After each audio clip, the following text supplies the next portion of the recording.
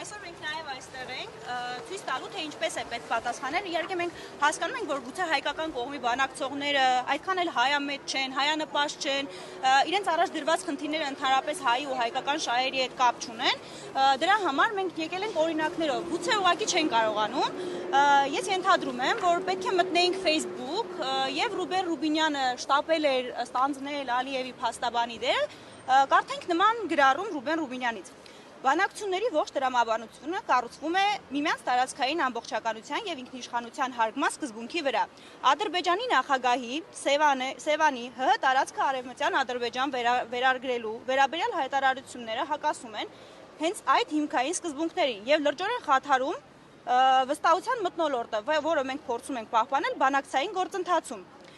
Մենք շարունակելու ենք գործադրել բոլոր դիվանագիտական ջանքերը խաղաղության հասնելու համար, սակայն այդ ջանքերը չեն կարող արդյունավետ լինել, եթե մի կողմը շարունակի կասկածի տակ դնել Հայաստանի տարածքային ամբողջականությունը եւ սպառնա մեր ինքնությանը։ Լինելով ՀՀ հատուկ բանագնացը Թուրքիայի հետ հարաբերությունների կարգավորման գործընթացում ակնկալում եմ, որ Թուրքիան որպես Ադրբեջանի ռազմավարական գործընկեր անարձագանք չի թողնի Ադրբեջանի նման ապակառուցողական հայտարարությունները եւ իր բոլոր լծակները կգործադրի նման գործելավոճի փոփոխության ուղղությամբ։ Ես ակնկալում եմ, որ նման մի պատասխան կտեսնենք, հայկական շահերը ներկայացնող Թուրքիայի պես պետության հետ, կարծենում ենք կարծես թե որ հարաբերությունները կարգավորվում, սահմաններն են շուտով բացվելու, կարծում եմ նման ճանապարհով երբեք ոչ միտեղ չի բացվելու Հայաստանի համար, եթե իհարկե չփակվի։ Արտաքին գործերի նախարարը մի նախարար, որը ամենալայն հնարավորությունը ունի միջազգային գործընկերների հետ աշխատելու, կապեր հաստատելու, եթե իհարկե որևէ մեկը ցանկություն ունի իրենց հետ համագործակցելու կամ իրենց հայտարարությունները լսելու։ Ճշգրտ եք, էլի դուք ներկայացնում եք այն, ինչը որ կցանկանայիք, այո, ինչը մենք պատկերացնում ենք, որ Հայաստանի կողմից բանակցող հայանպաստ պաշտոնյան պետք է հայտարարել։ Սա մեր տեսակետներն են, նաև այստեղ կթողնենք, կարծում եմ նիստի ավարտին շատ անելիք չեն ունենա, գուցե գան վերցնեն, որպես օրինակ օգտագործեն իրենց աշխատանքում։ Հիմա Արադ Միրզոյանի հայտարարությունը, որը մենք շատ կցանկանայինք տեսնել։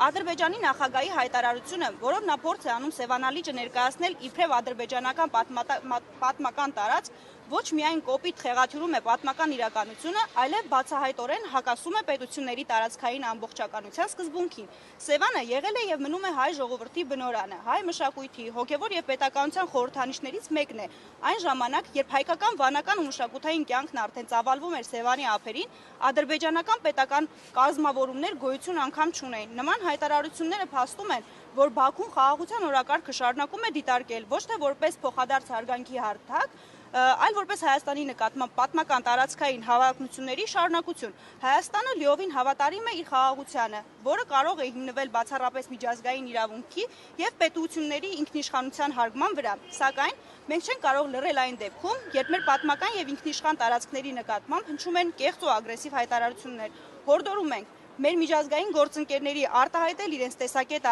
Ադրբեջանի զավթողական քաղաքականության վերաբերյալ։ Ինչ ունի անելու Հայաստանի արտգործ նախարարը, եթե ոչ արտաքին հարվածներին պատասխանալ դիվանագիտական դաշտում։ Կարծում եմ շատ մեծ դժվարություն իրենից չի ներկայացնում երկուտող հայտարարություն կազմելը,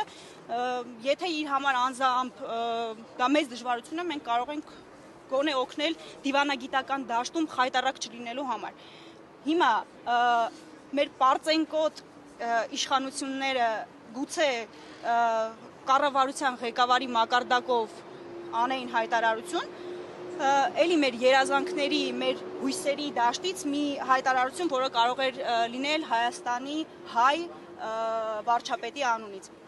Հայաստանի կառավարությունը հերթական անգամ արձանագրում է Ադրբեջանի նախագահի ապակառուցողական ռետորաբանությունը եւ ՀՀ-ն ու դրա տարածքային ՀՀ-ի հանդեպ տարածքային պահանջներ պարունակող հայտարարությունները։ Այսպիսի հայտարարությունները նպատակ ունեն ոչ միայն խեղաթյուրել պատմությունը եւ խախտել ՀՀ ինքնիշխանությունը, այլև